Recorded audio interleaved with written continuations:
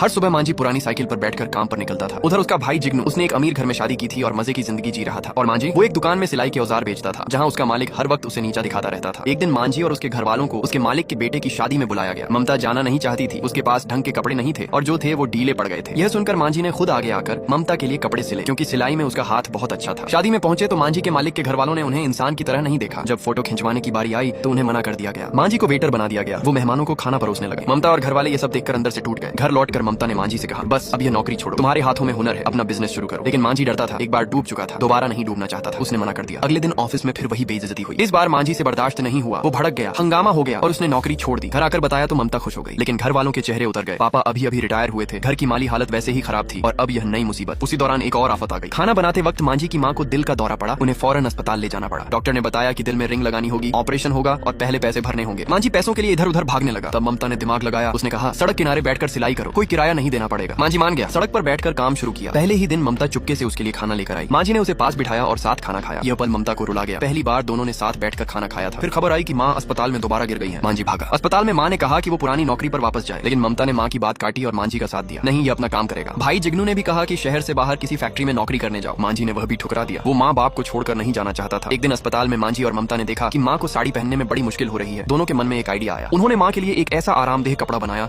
जो पहनने में आसान हो। पहले माँ पुराने बचे खुचे कपड़ों के टुकड़े इस्तेमाल करती थी। उसी से प्रेरणा लेकर उन्होंने एक नया डिजाइन बनाया। उसका नाम रखा मैक्सी ड्रेस। जब माँ ने वो ड्रेस अस्पताल में पहनी तो वहाँ मौजूद कई लोगों ने पूछा, यह कहाँ मिलेगी, हम पेमेंट पहले दे देते हैं। मांझी और ममता की आंखें चमक उठी। 2 दिन में जमकर काम किया, ऑर्डर पूरे किए। जो पैसे आए वो माँ के अस्पताल के बिल में लगाए, लेकिन अभी भी कमी थी। तब घर वालों ने साले गुड्डू से मदद मांगी। गुड्डू ने अस्पताल के साथ बात की और एक डील कराई। मांझी की मैक्सी ड्रेस इसलिए भी खास थी क्योंकि इससे डॉक्टरों को मरीजों की जांच करने में आसानी होती थी। तय हुआ कि मांझी की ड्रेस को गुड्डू की फैक्ट्री प्रेडिक्शन के जरिए अस्पताल को सप्लाई किया जाएगा। अगले दिन मांझी प्रेडिक्शन फैक्ट्री गया, सैंपल दिखाया और उसे 3 दिनों में 2000 ड्रेसों का ऑर्डर मिल गया। वैसे भी ठीक ठाक थे, लेकिन ममता को गुड्डू पर शक होने लगा। कुछ तो गड़बड़ लग रही थी। हालात और मुश्किल हुए तो दोनों ने फैक्ट्री में काम करने का फैसला किया। अगले दिन सिलाई मशीन लेकर पहुंचे। फैक्ट्री ने कहा, मशीन की जरूरत नहीं। मशीन वेयर हाउस में बंद कर दी गई और जो कपड़े वो खुद बनाते थे उन पर फैक्ट्री का लेबल लगाया जाने लगा। उन्हें तनख्वाह मिलती थी बहुत कम। मांझी का गुस्सा फूट पड़ा। उसने फैक्ट्री छोड़ दी। शाम को गुड्डू घर आया मांझी को जवाब देने के लिए, लेकिन वो तब चुप हो गया जब उसने देखा कि जिग्नू को उसकी बीवी कितना दबाती है। मांझी को गुड्डू का रवैया पसंद नहीं आया। इसी बीच शंकर ने मांझी को थप्पड़ मार दिया। घर में सन्नाटा छा गया, सबका दिल टूट गया। ममता ने मांझी से कहा, गुड्डू से माफी मांग लो, सब ठीक हो जाएगा। लेकिन मांझी भड़क उठा, हर बार तुम्हारी बात मानी और तुम्हें कभी मेरी परवाह नहीं रही। उसने ममता से कहा, खुद कुछ करो, जाओ और अपनी सिलाई मशीन वापस लाओ। ममता फैक्ट्री गई, मशीन वापस मांगी। उन्होंने कहा, इंतजार करो। वो दिन भर बैठी रही, लेकिन झूठ बोलकर उसे खाली हाथ वापस भेज दिया। उधर मांझी घबरा रहा था, ममता कहाँ है। ढूंढते ढूंढते वो बस स्टॉप पर पहुंचा। ममता वहाँ थी, बुरी तरह थकी हारी। उस रात ममता ने मांझी की आंखों में देखकर कहा, मांझी, प्रेडिक्शन से डरना बंद करो, हम उन्हें उनके ही खेल में हराएंगे। एक फैशन प्रतियोगिता है, हम उसमें अपने नाम से हिस्सा लेंगे। मांझी के मन में वो पुरानी सारी तकलीफें उबल रही थी। उसने हाँ कर दी। बस एक शर्त थी, घर वालों को नहीं बताना। काम शुरू हुआ। फैशन ब्रांड का नाम सोचा। पड़ोसियों से हर सुबह 1 कप इलायची वाली चाय के बदले सिलाई मशीन उधार ली। सिलेक्शन का